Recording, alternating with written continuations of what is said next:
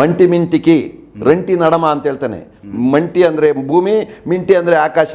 ಈ ಎರಡಕ್ಕೂ ಒಂದು ದಾರಿ ಇದೆ. ದಾರಿ ಯಾವುದು? ಈ ಮೂಲಾಧಾರದಿಂದ ಸಹಸ್ರ, ಇಷ್ಟೇ ಅದು.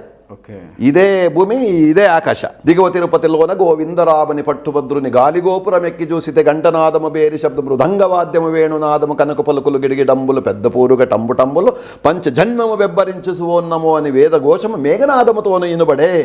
ಅಲ್ಲಿ ಎಲ್ಲ ಪೂಜೆಗಳು ಮಾಡಿ ಗಂಟೆ ಬಾರಿಸಿದ್ದು, ಶಂಖ ಊದಿದ್ದು, ಮತ್ತೊಂದು ನನಗೆ ಕೇಳಿಸ್ತು, ನಾನು ನೋಡಿದೆ ಅಂತ ಅವ್ರು ಹೇಳಿದರು. ಮಾನವರೆಲ್ಲ ಇದನ್ನು ಫಾಲೋ ಮಾಡಿರಿ.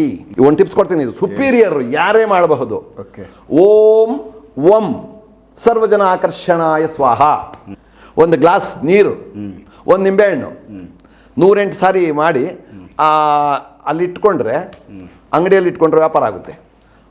ಒಂದು ನಿಂಬೆಹಣ್ಣು, ಒಂದು ಗ್ಲಾಸ್ ನೀರು 100% ವ್ಯಾಪಾರ ಸ್ಥಳದಲ್ಲಿ 100% ಯಾರು ಬೇಕಾದ್ರೂ ಮಾಡ್ಕೊಳ್ಳಿ. ಯಾರು ಬೇಕು. ಸುಪೀರಿಯರ್ ಬೀಜ ಇದು, ಸುಪೀರಿಯರ್.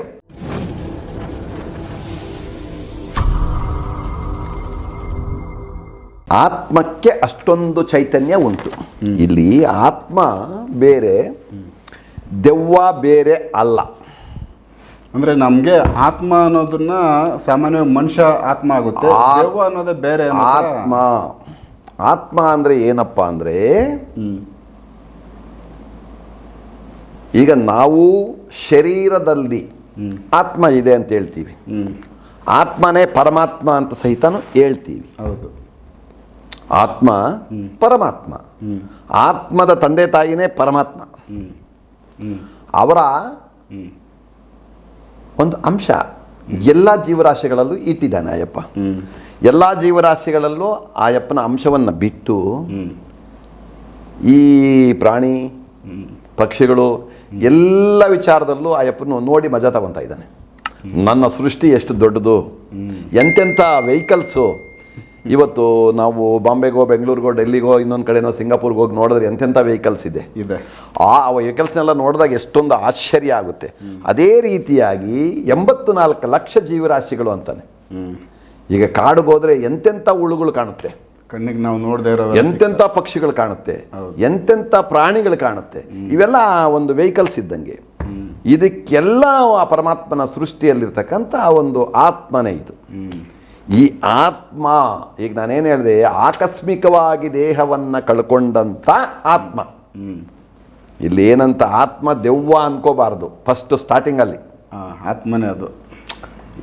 ಈಗ ನಮ್ಮಲ್ಲೂ ಆತ್ಮ ಇದೆಯಪ್ಪ, ಪರಮಾತ್ಮ ಇದ್ದಾನೆ ಅಂದ್ಕೊತೀವಿ.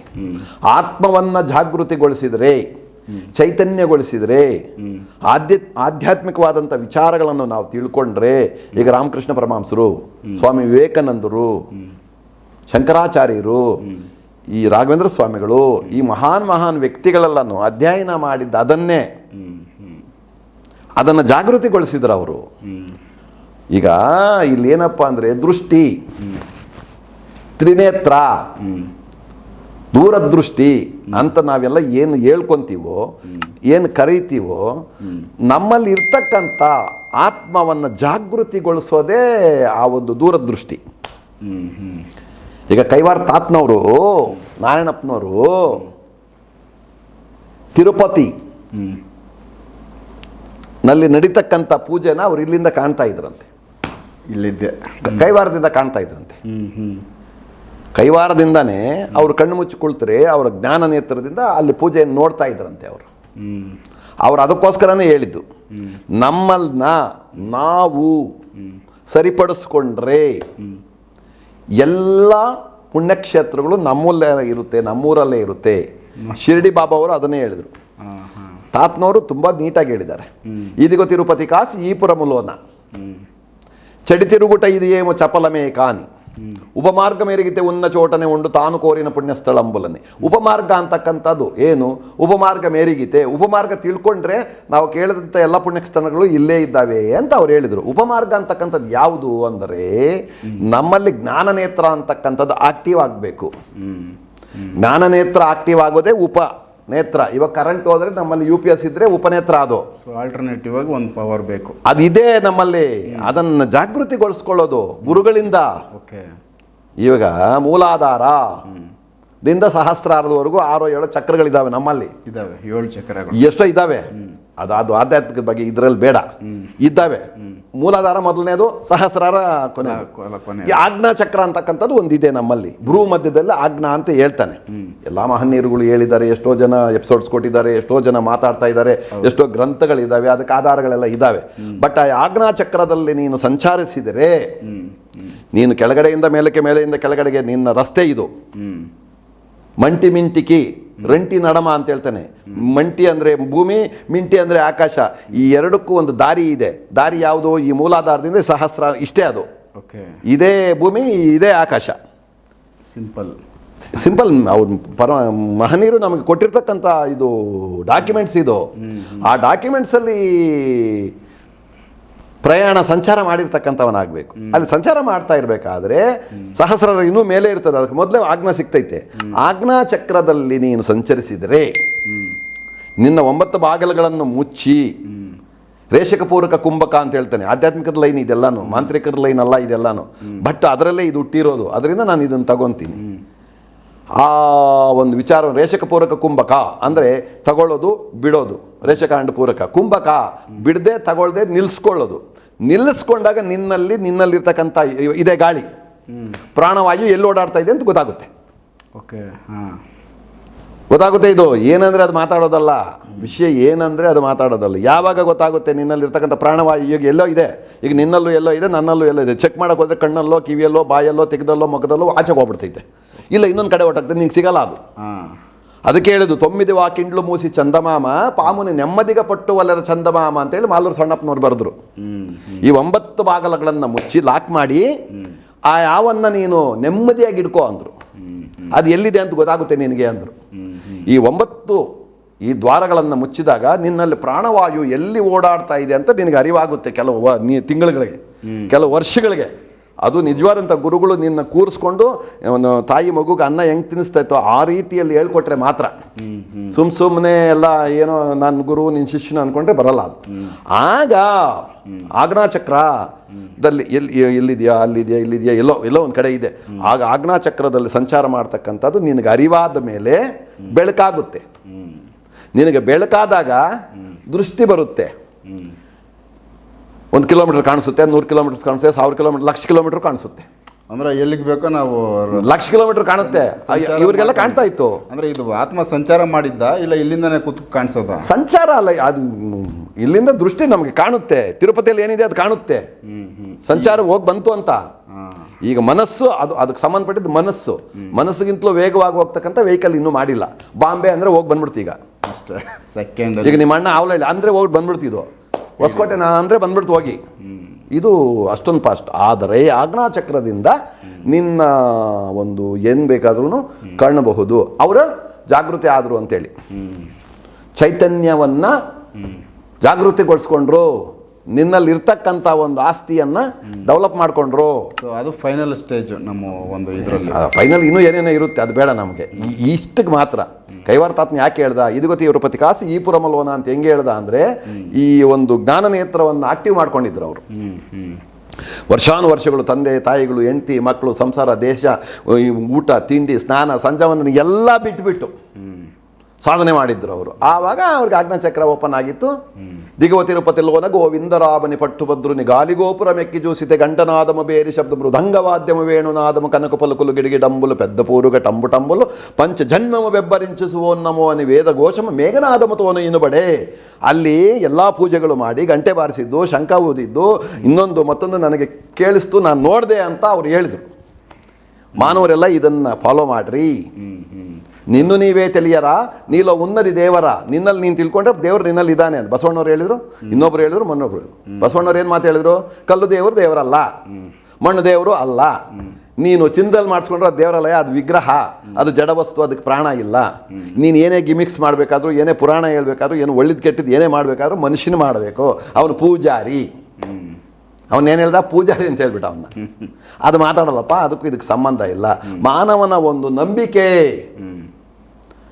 ಆ ನಂಬಿಕೆಗಳು ಹೆಂಗೆ ಕೆಲಸ ಮಾಡ್ತವೆ? ಯಾವುದೇ ಒಂದು ದೇವಾಲಯ, ದೆವ್ವ ಹೋಗಬೇಕು, ಪೀಡೆ ಹೋಗಬೇಕು, ಮಾಟ ಹೋಗಬೇಕು, ಮಂತ್ರ ಹೋಗಬೇಕು, ವಗೈರೆ ಹೋಗಬೇಕು ಅಂತ ನಾವು ಹೋದಾಗ ಈ ಕಷ್ಟಪಡ್ತಕ್ಕಂಥ ಸಾಧಕರು, ಈ ಕಸ್ಟಮರ್ಸು ಅಲ್ಲಿ ಹೋಗಿ ಬಾಯಿ ಪಡ್ಕೊಳ್ಬೇಕಾದ್ರೆ ಅಲ್ಲಿ ಸಮಯ ಸಂದರ್ಭಗಳು ಸ್ಥಿತಿಗತಿಗಳು, ನಕ್ಷತ್ರ ಇನ್ನೊಂದು ಮತ್ತೊಂದುಗಳು ಎಲ್ಲವನ್ನು ಸಂಗ್ರಹಣೆ ಮಾಡಿ ಸಾಧಿಸಿ ಶೋಧಿಸಿ ಅಂಥ ಮಹಾನ್ ಗುರುಗಳು ಅಲ್ಲಿ ಪ್ರತಿಷ್ಠಾಪನೆ ನೀಟಾಗಿ ಮಾಡಿ ಪ್ರತಿಷ್ಠಾಪನೆಗೆ ಒಂದು ಪವರನ್ನು ತುಂಬಿ, ನೀನು ಬರೀ ದೇವ್ರನ್ನ ಕಲ್ಲಿಟ್ಬಿಟ್ರೆ ಆಗಲ್ಲ. ಅದು ಆ ದೇವರ ಕೆಳಗಡೆ ಸ್ಥಾನವನ್ನು ಸರಿಪಡಿಸಿರ್ಬೇಕು ನೀನು. ಅವು ಬೀಜಾಕ್ಷರಗಳಿಂದ ಸರಿಪಡಿಸ್ಬೇಕು. ಇವತ್ತೇನು ಹೇಳ್ತಾರೆ, ನಮ್ಮ ತಿರುಪತಿಯನ್ನು ಶಂಕರಾಚಾರ್ಯರು ಮಾಡಿದಂಥ ಒಂದು ಪ್ರತಿಷ್ಠಾಪನೆ ಚಕ್ರಸ್ಥಾಪನೆ ಅಂತ ಹೇಳ್ತಾರೆ. ಶ್ರೀಚಕ್ರ ಅಂತ ಹೇಳ್ತಾರೆ. ಶ್ರೀಚಕ್ರ ಅಂತ ಹೇಳ್ತಾರೆ. ಏನು ಸಮಯ ಅಶ್ವಾರೂಢಿನಿ ಅಂತ ಹೇಳ್ತಾರೆ. ಸಂಪತ್ಕರಿ ಅಂತ ಹೇಳ್ತಾರೆ. ಸಂಪತ್ಕರಿ ಅಂತಕ್ಕಂಥದ್ದು ಮಹಾಲಕ್ಷ್ಮಿ ಆನೆ ಮೇಲೆ ಬರ್ತಕ್ಕಂಥವಳು. ಅಶ್ವಾರೂಢಿನಿ ಅಂದರೆ ಕುದುರೆ ಮೇಲೆ ನಿಂತಿರತಕ್ಕಂಥವಳು. ಅವಿಬ್ಬರಿಗೂ ಸೆಂಟ್ರಲ್ಲಿ ಆದಿಶಕ್ತಿಯ ಒಂದು ಶ್ರೀಚಕ್ರ ಅಂತ ಹೇಳ್ತಾರೆ. ಇದನ್ನೆಲ್ಲ ಮಾಡಿದಂಥವರು ಅವರು ಯಾರು? ಅದು ಶಂಕರಾಚಾರ್ಯರು. ಶಂಕರಾಚಾರ್ಯರಿಗೆ ಅವರಿಗೆ ಜ್ಞಾನ ನೇತ್ರ ಇತ್ತು.